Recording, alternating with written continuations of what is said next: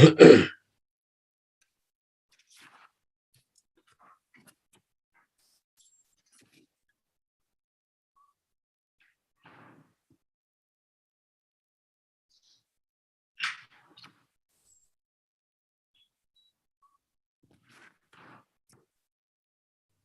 morning once again. Welcome back after the short break. The plethora of IP insights by veterans in the domain continues on this occasion of World Intellectual Property Day.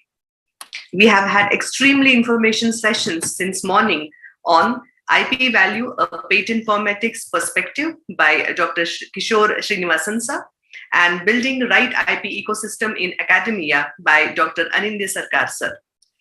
Let us have a look at a short video now on the glimpses of MIT ADT University's journey on the research, innovation, and entrepreneurship.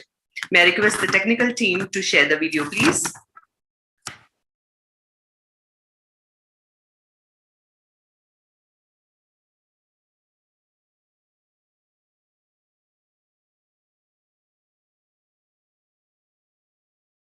Today's world economy is driven by innovation-led entrepreneurship.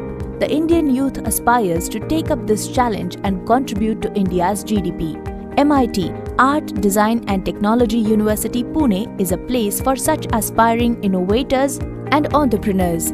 MIT ADT University is a leading futuristic multidisciplinary university with a unique blend of art, design and technology programs, which prepares its students for the future through its cutting-edge programs and grooms them for their prospective workplace through holistic education. The university, in a short span, has been recognized as a distinctive university delivering unparalleled academic excellence under the dynamic, foresighted leaders, enablers and motivators. Professor Dr. Vishwanath Karad, founder MIT Group of Institutions, and Professor Dr. Mangesh Karad, Executive President and Vice Chancellor. With a vast and influential network, extensive research and thoughtful approach, Professor Dr. Mangesh Karad has been instrumental in designing and customizing new out-of-the-box specialized UG programs, super specialized programs and initiatives in keeping up with the prevailing employment trends and industry demands.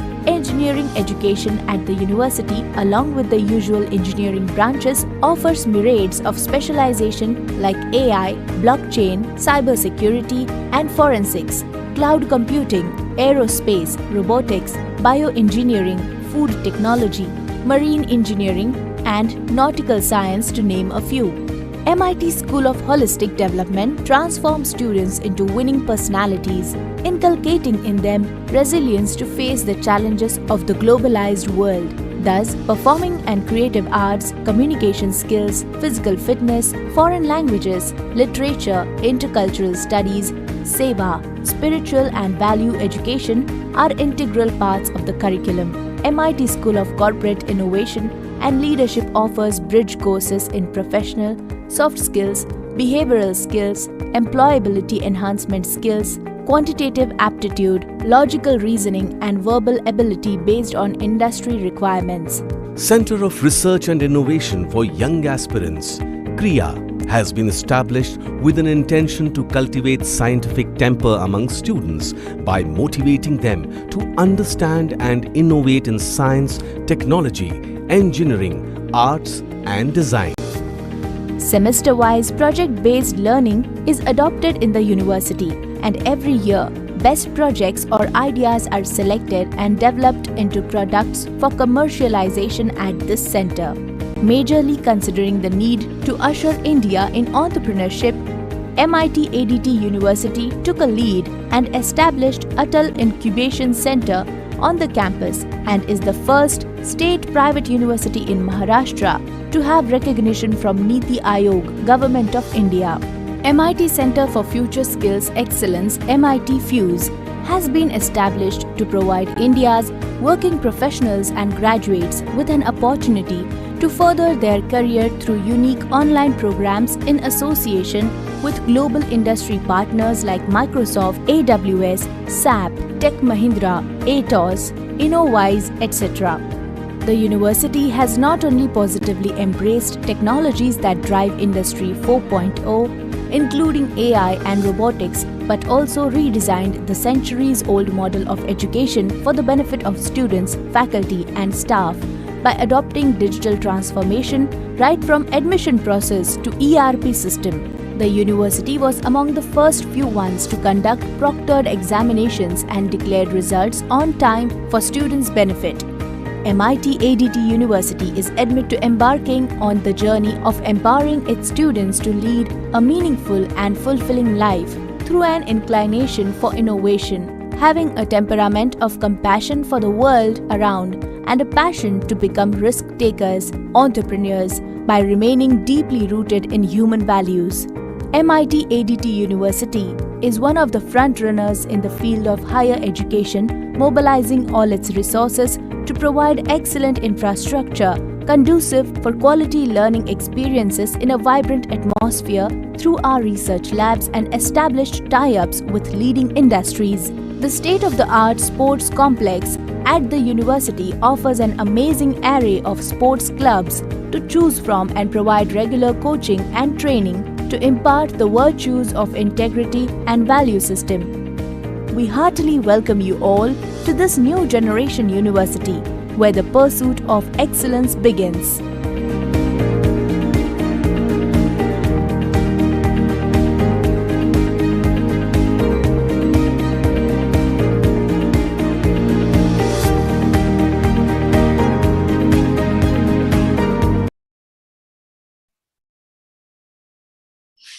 Thank you.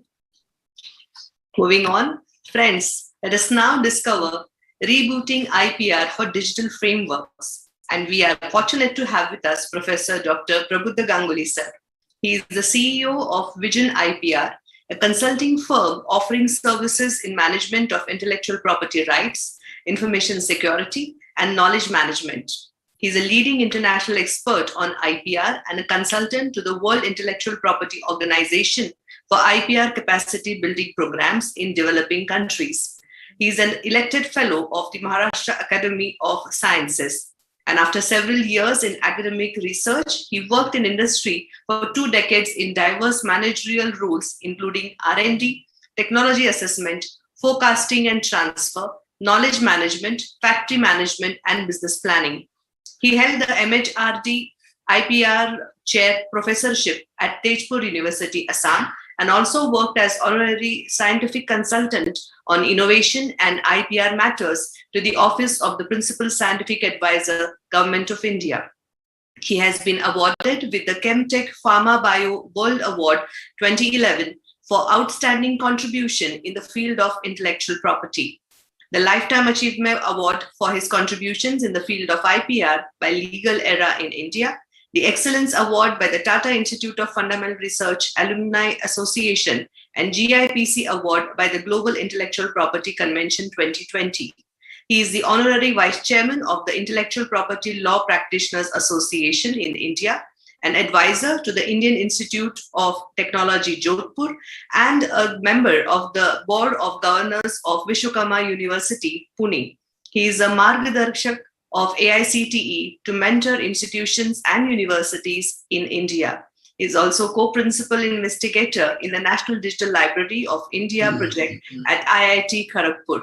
I request Professor Dr. Prabhuddha Ganguly sir to take over the session.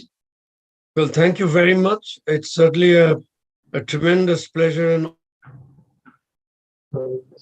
honor to participate in this program. What I try to do is, oh my God, what's happened?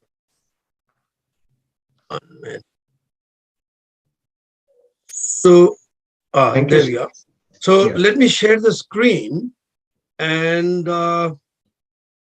just tell me whether it has got shared. Has the screen got shared? Yes. Yes. Right. Thank So you. what I thought was, seeing that video, wonderful video of your institution with all the modern facilities and the modern approach to education, obviously, one would like to look at, the future, into a future that is emerging, a future that's challenging, and a future that young people are looking forward to. And therefore, looking at all these aspects, I thought, in the appropriateness of everything, to really title my talk as Rebooting Intellectual Property Rights for Digital Frameworks. That's what you have been doing. You're looking at digital frameworks, and your institution has been looking at digital frameworks in a very, very modern way. So looking at the whole area of digital frameworks, I mean, why are we talking about rebooting IPR? So to start with, let us look at a part of history as to what has happened in the whole field of societal development that has taken place over the centuries. So when you go to about 2 million years ago, right?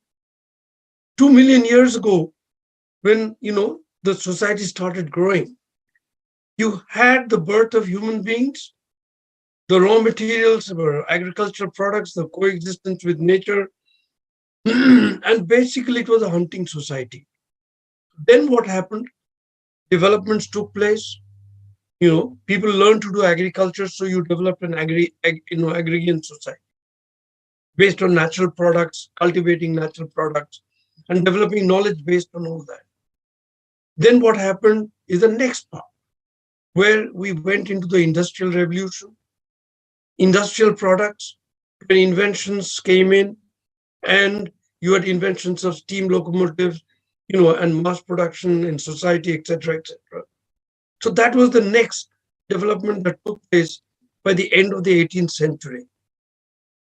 Later half of the 20th century, as we all know, started the knowledge products and the digital age, where computers started evolving, information distribution systems started evolving, and explicit knowledge through networks started developing in the late 20s. What then came in the 21st century? The 21st century is the area where we all got very strongly linked through the internet. And not only that, as we got linked through the internet, and that is what makes it possible for me to give you this particular lecture, sitting in London and giving you this particular lecture seamlessly. It doesn't matter whether you're in Pune or in London or New York, you can sort of seamlessly integrate and talk about things.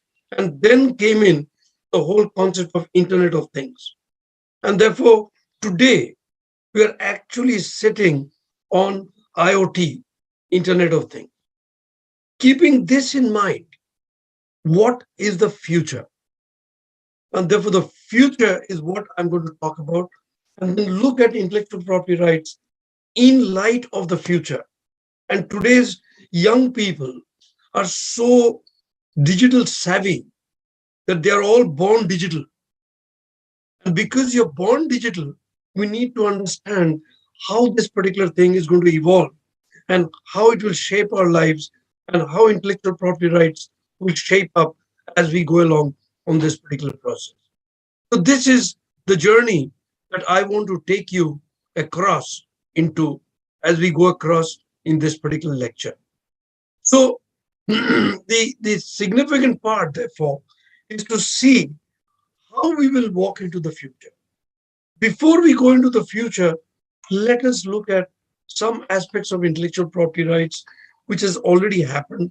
You have already had 2 lectures, therefore I will not repeat that part, but very simple, that intellectual property rights, as you must have already heard from the earlier 2 eminent speakers, that these are creations of the human mind, which give you all sorts of creations which are protected by the tools of intellectual property rights.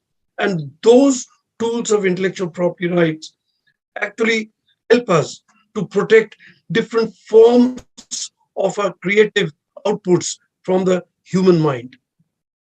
And mark the word human mind. I've used the word human mind because I will go across and I will build on this concept of mind and human mind and take it forward from there. So that is what you must have heard already. So let us now go into this part. So from the Internet of Things, what is the future that lays ahead beneath us, and how will intellectual property rights evolve, and how are we going to respond to all these in due course. So that is the theme that I want to do, and therefore I'm spanning the whole period of these 2 million years and then going ahead in time. Very important for us. Where do we stand today? Number one, we have human beings, Homo sapiens. The second part, which is the reality today, is that we can get augmented with a lot of artificial intelligence devices which can actually augment us, and it can be embedded in our systems to create what I call as augmented Homo sapiens with embedded systems. That's a reality today. We also have another reality today, which once upon a time used to be a fairy tale, and that today we have autonomous artificial intelligence systems, which are also a reality. Robots have been there, and the other part, which will happen possibly in due course, what will happen in due course is as we as humans get, we interface with all these artificial intelligence tools as they come along. What's going to happen in due course?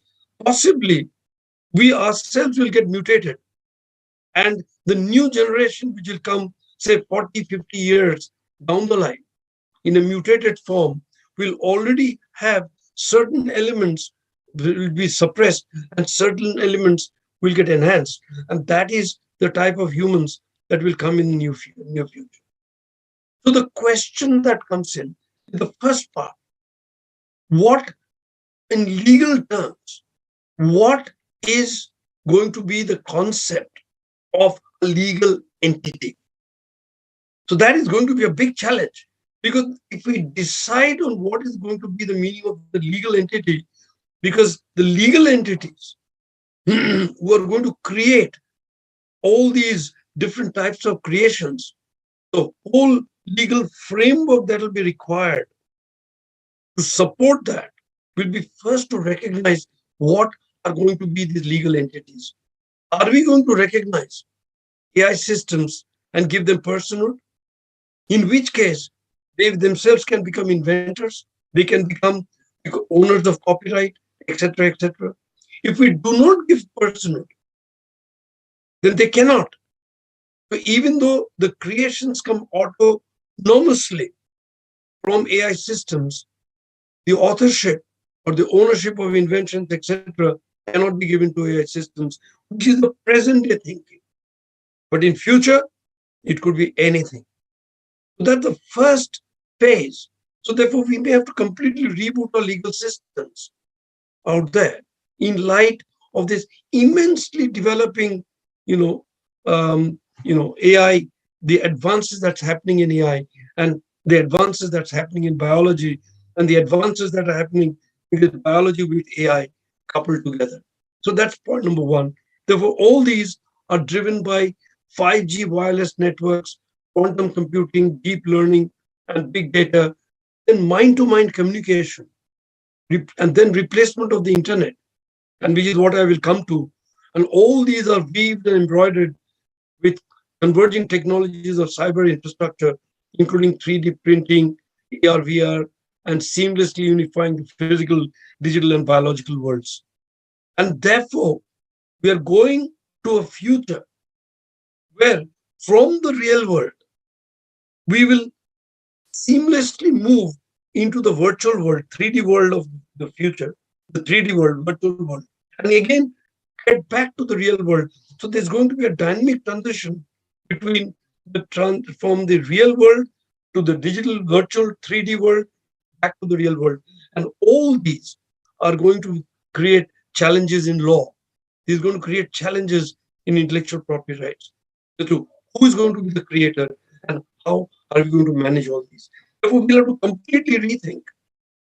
So the present day laws may not be adequate, and you may not be able to do extensions to the present day laws. Hence, I'm talking about rebooting intellectual property rights. So that's the first part. And we need to think completely fresh. And therefore, as young people, you need to think what the future will hold for us in terms of these. And therefore, I've called it as Society 7, hybrid human artificial intelligence with AR, VR all put together. So we are going into a completely different world. So having talked about that part, let's go. One of the things that has happened, which you're familiar with, is a brain-to-brain transfer of knowledge and information. This is a reality today. So that means if I want to communicate with you today and in the future, I would be in a position to communicate with you, with your brain, on a brain-to-brain process out there. These are going to bring in completely different technologies, completely different processes of communication. We may not require many of the technologies that we use today. Therefore, the whole concept of teaching, learning, conveying information, conveying knowledge, collecting knowledge, creating knowledge, all this is going to change. And once that changes, the laws that govern the whole aspect of protecting the products of creativity and all these things will change. Therefore, we need to look at laws in a completely fresh manner. That's where the rebooting of intellectual property rights is going to happen. It's mere extension of today's laws into the future world is not going to be adequate. Let's go to the next concept out there. Very important. And the present day thinking is that when we have the knowledge societies, what are they built on?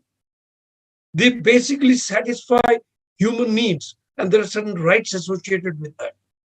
We need them to be pluralistic, we need them to be inclusive, we need an equity, and we need an openness. And that's where we are moving towards today. What are the 4 key principles that are dependent on? Freedom of expression, universal access, diversity, and education for all.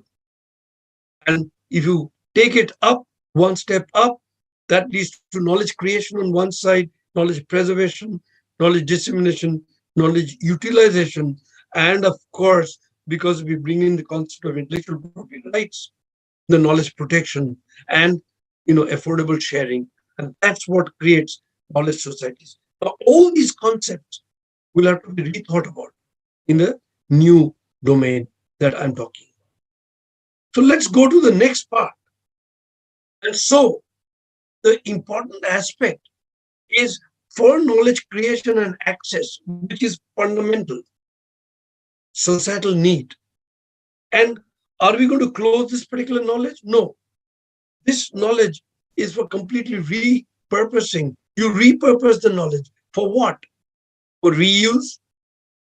You revise the knowledge, you remix the knowledge, you retain the knowledge, you regenerate the knowledge, you redistribute the knowledge, and sometimes you try to protect and even restrain this particular knowledge. And therefore, we need to assess our present-day IPR laws, whether they're equipped to take care of these emerging issues in this evolving world.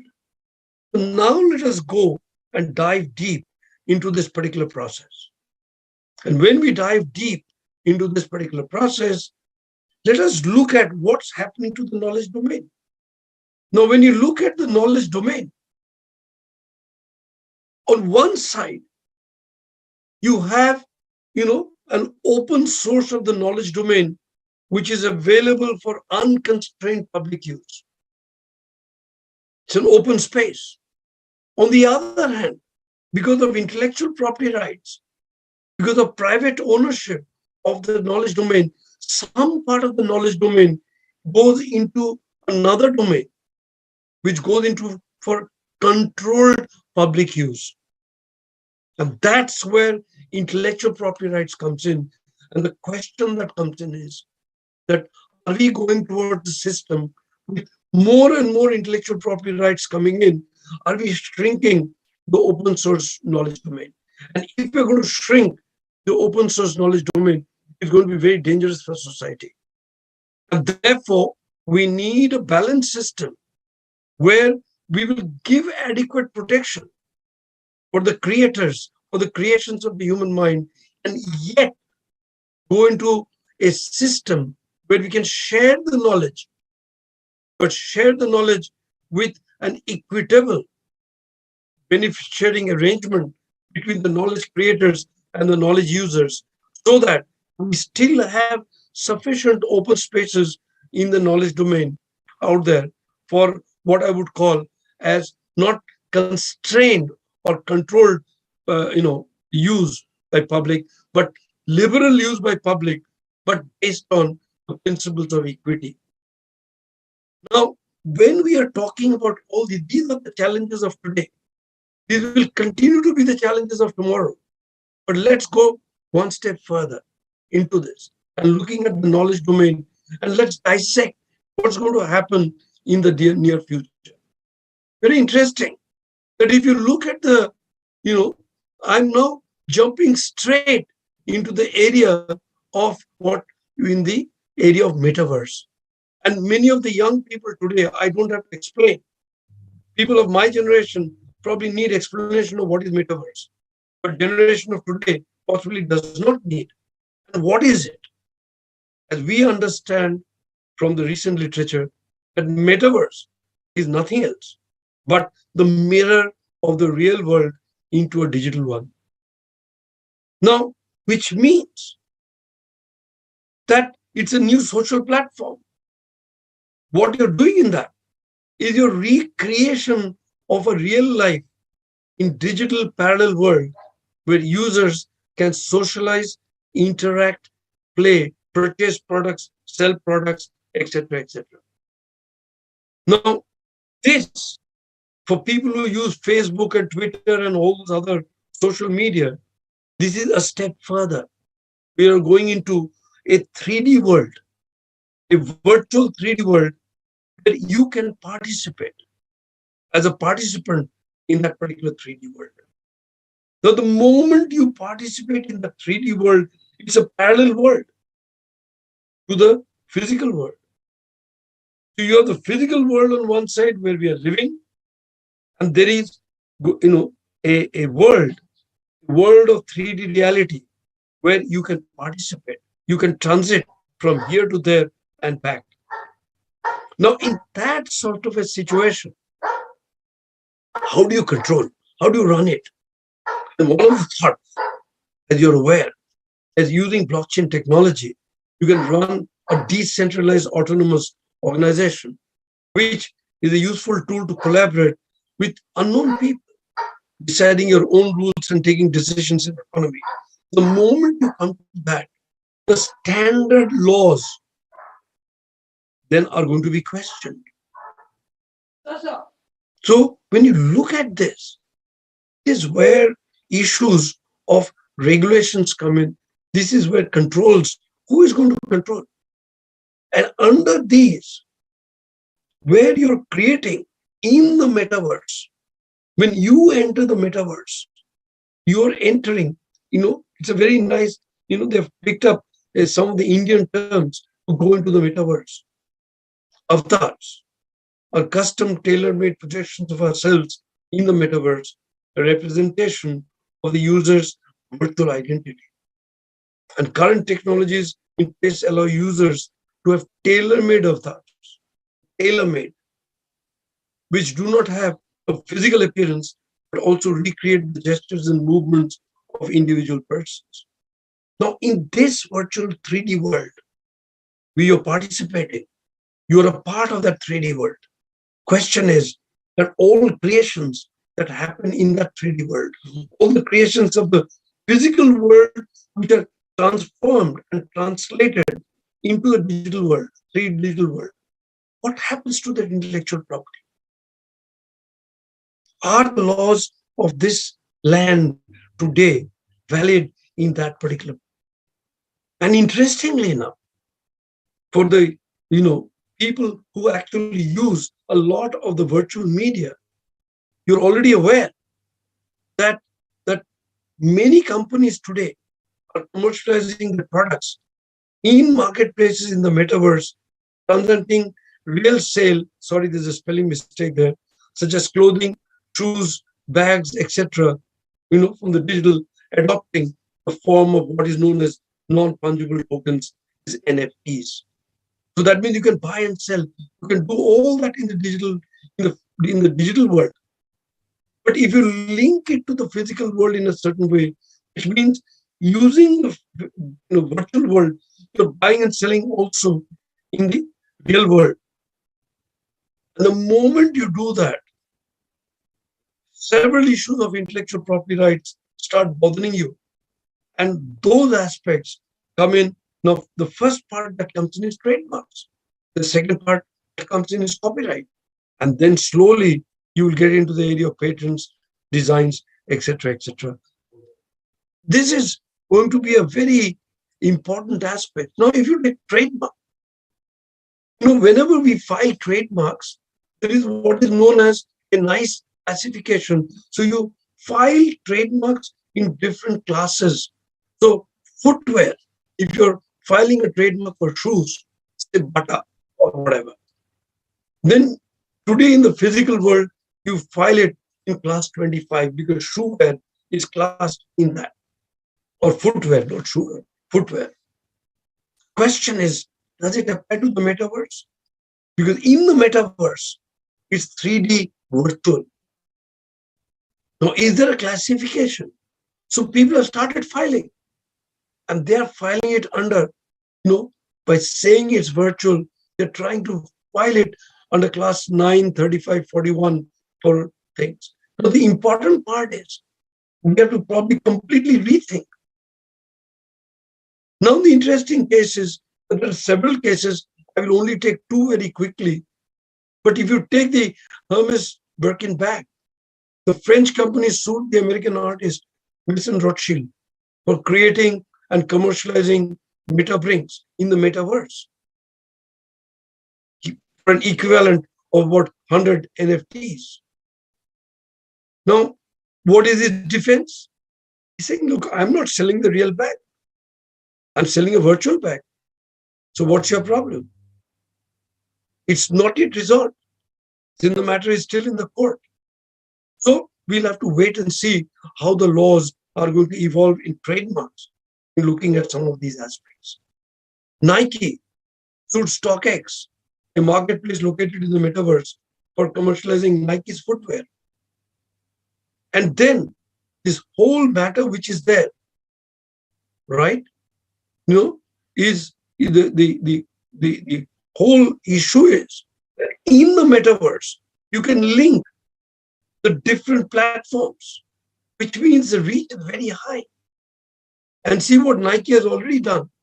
Nike in December 2021 acquired what is known as RTFKT, a company which is engaged in creating collectibles in the metaverse.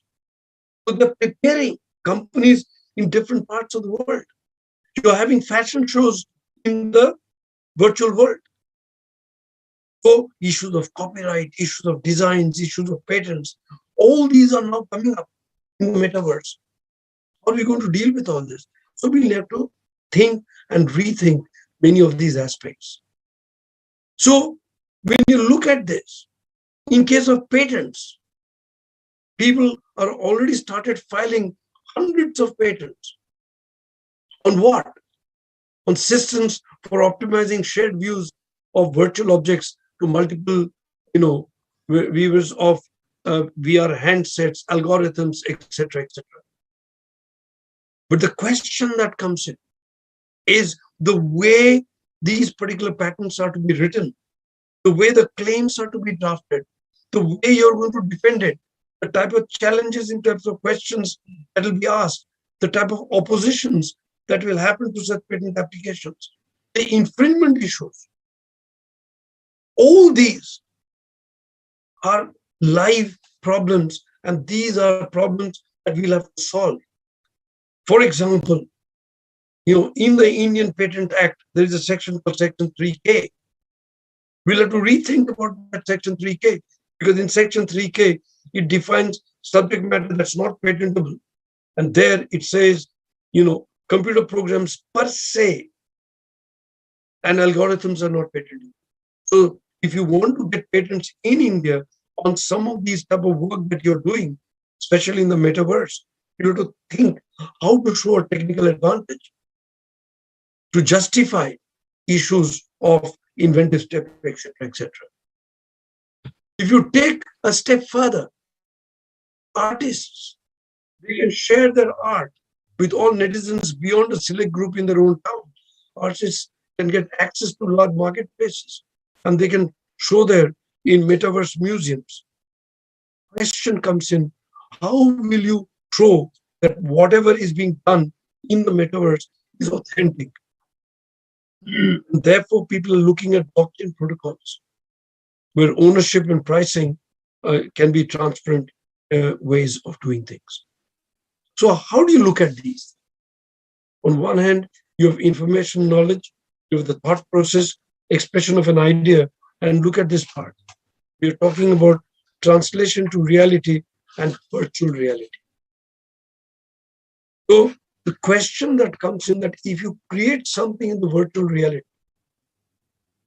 in the virtual world in 3D, in metaverse, then who will authenticate? Which will be that agency to authenticate and timestamp it for authenticating these activities, across the globe?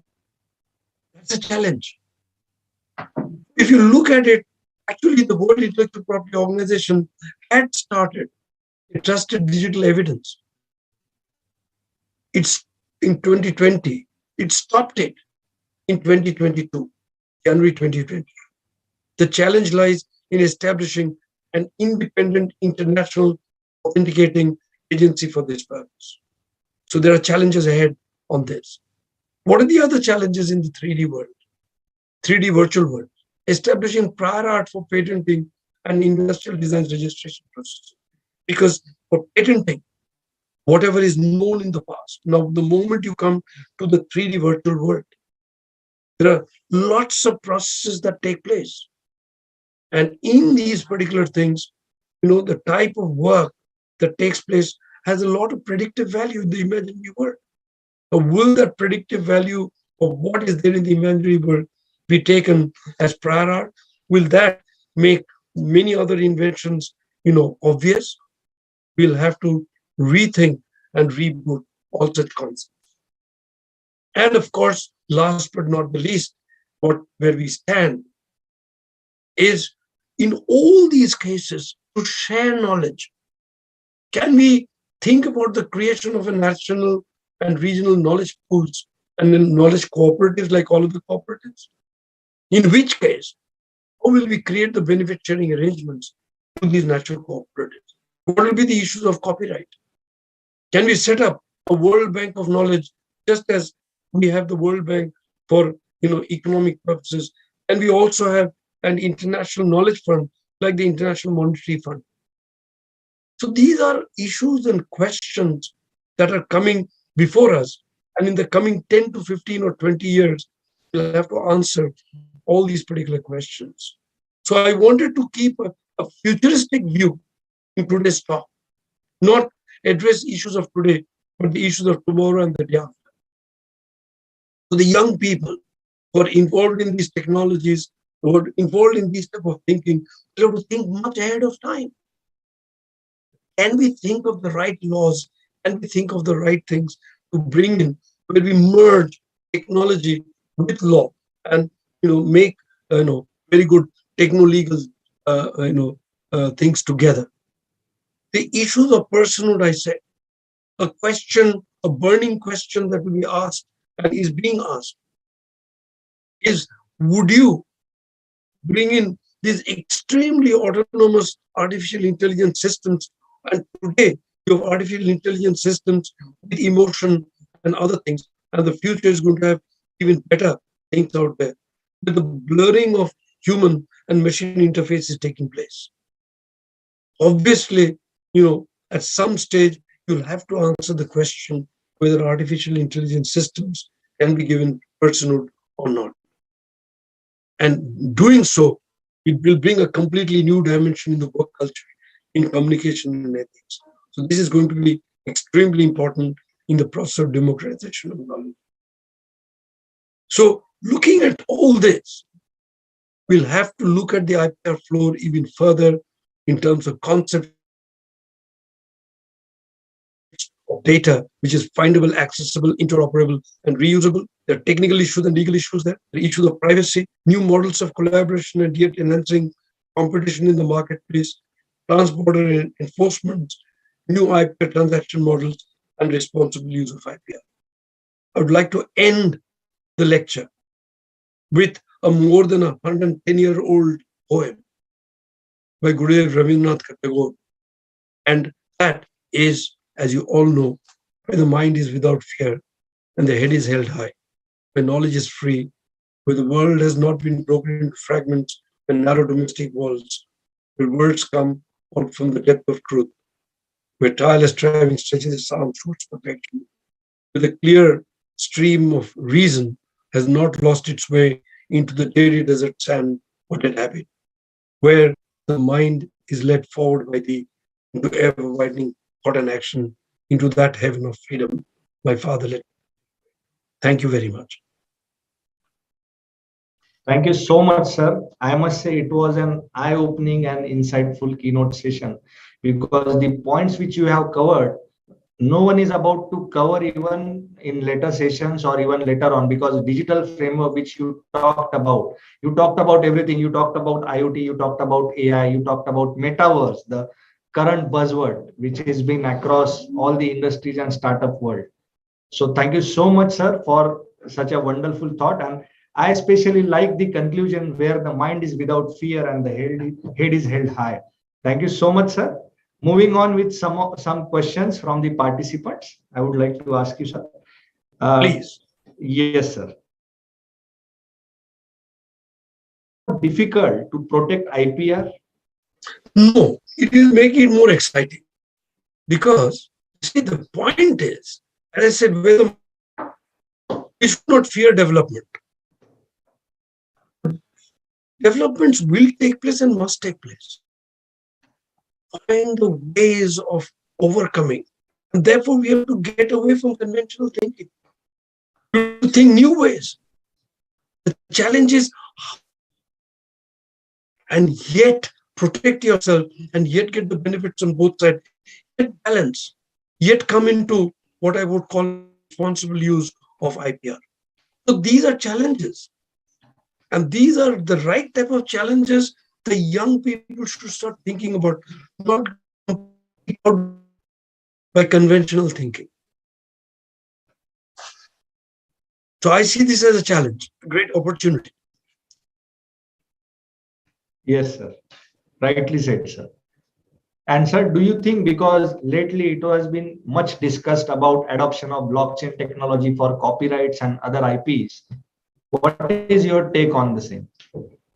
You see, this is the point, that yes, blockchain is a technology. Agreed. Blockchain has potential. Agreed. Now the question comes in that it can, but also the technology allows you. Question that comes in. Which will be that international body or national body which will regulate this? So the question comes in, okay, if you, let's say for argument purpose, MIT, your institution is selected, you timestamp, I do it, somebody infringes, will that be taken in the court of law as a real authentication, or will somebody challenge that particular authentication? So there are questions of this type that will have to be established. Therefore, the technology is one part. Regulatory bodies and regulatory frameworks will have to work with these type of techno-legal systems to make it happen. That's where the world is moving towards, and that's how things are going ahead. Yes, sir. Thank you so much, sir. Sir, because we have students, faculty members, research scholars across India. So what is your one piece of advice to them? Because those mainly for those who would like to develop humans like machines, or take care of machine intelligence for their project works and other. What is your one piece of advice for IPR? See, for IPR, there I would say find out which aspect can be protected by IPR, right? By the right tool of intellectual property, whether it's going to be the copyright part, whether it's going to be the trademark part, whether it's going to be the design part of it, or it's going to be the patent part of it. Now, so you'll have to dissect and understand your own project to bring them into which category, which aspect of your work falls in which category, and how do you protect that? And very important, how do you search literature? Because the patent literature also needs to be searched, or other literature also needs to be searched. So how do you search in doing all these particular bits together is going to be the challenge. We have to train the young people to do this now. This is something that we lack. We need to train these up. And your institutions should take the lead role in doing such training. Thank you, sir. Thank you so much. There is one question from Miss Rima. She says, Subo Novo Varsho, and her question is, how emerging technologies will affect populated countries like India, where the knowledge gap across the different strata of the society is very large, and how IPR could help us to bridge this gap? See, the first part is technology has to be inclusive. Challenge, like India. There are 3-4 challenges. I will just name 2. There are many challenges our country has. But let's be real. 1, there is a big knowledge gap between different strata of people. That's the first part. And we are a multilingual country. If we're simply speaking in English or Hindi or Marathi is not good enough. How do you go across and communicate? How do you communicate seamlessly across all the languages in our country? Because if you can communicate to me in my language, I'm equal to a deaf and dumb, right? Though I'm not, but I'm completely deaf and dumb.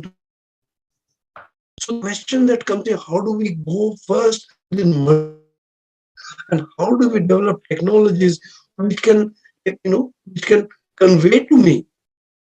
So that communication is something very important for us. That is the first part.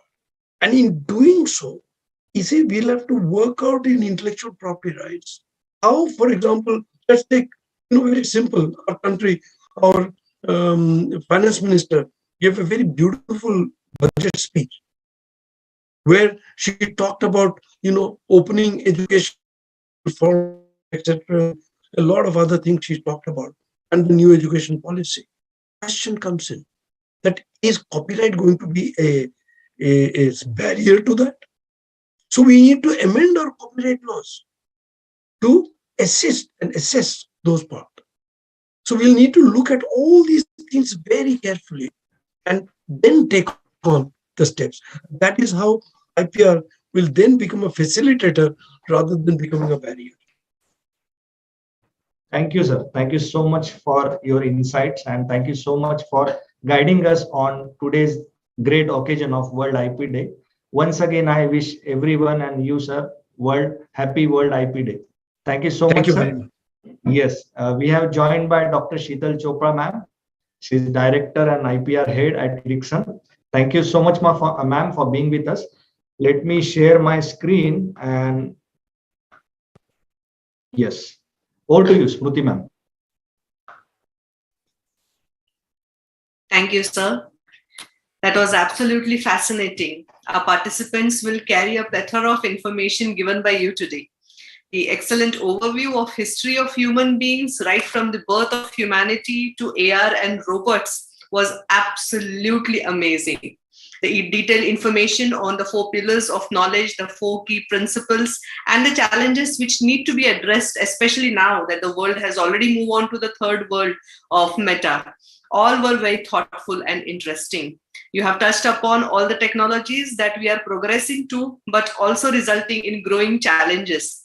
And you have so rightly cautioned AI systems learn to be more human, but human beings must learn to be humane. Thank you so much for that thoughtful session, sir. Thank you once again for your valuable time and deliberations. We look forward to have more such informative sessions from you soon. Thank you, sir. Thank you very much. Thank you. Bye and good luck. Thank you very much. Thank you, sir. Friends, we have been joined by Dr. Sheetal Chopra, ma'am, Director and India Lead IPR Advocacy, Ericsson